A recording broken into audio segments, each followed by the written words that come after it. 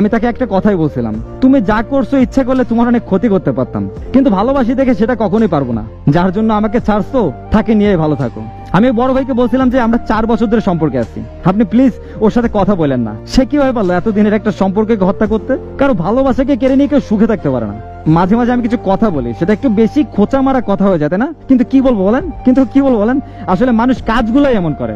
গল্প থেকে শিক্ষণীয় বিষয়গুলো হচ্ছে, কারোর জন্য নিজেকে প্রতিষ্ঠিত করার দরকার নাই, এটা খারাপ ভাই। আপনি প্রতিষ্ঠিত হবেন আপনার নিজের জন্য, আপনি ভালো থাকবেন, ভালো থাকতে হবে, তাই প্রতিষ্ঠিত হবেন, এটা থাকবে মেইন ফোকাস। আরে জীবনে নিজেকে ভালোবাসতে হবে আগে ভাই।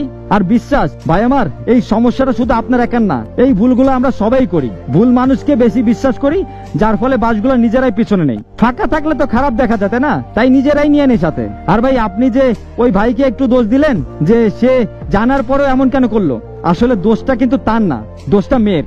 একটা কথা মাথায় রাখবেন ভাই, আপনাকে কোনো মেয়ে হাজার হাজার মেসেজ দিতেছে, আপনি যদি চেকই না করেন বা মেসেজের রিপ্লাই না দেন, তাহলে কি কোনো কিছু আর আগাবে? মোটেও না ভাই।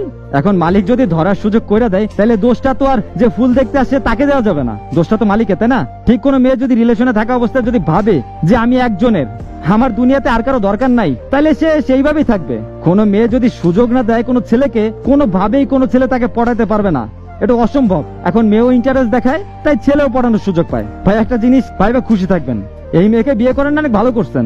এই মেয়ে যদি বিয়ের পরে এরকম করতো কেমন লাগতো তখন? ভাই কেউ সারাদিন নজরের উপর রাইখাও ভালো রাখতে পারবেন না বা বানাইতে পারবেন না, যদি সে না চায়। চোর চুরি করা ঠিকই রাস্তা বের করবে। আর এইসব কাল নাগিনীতে থেকে একটু দূরে থাকুন।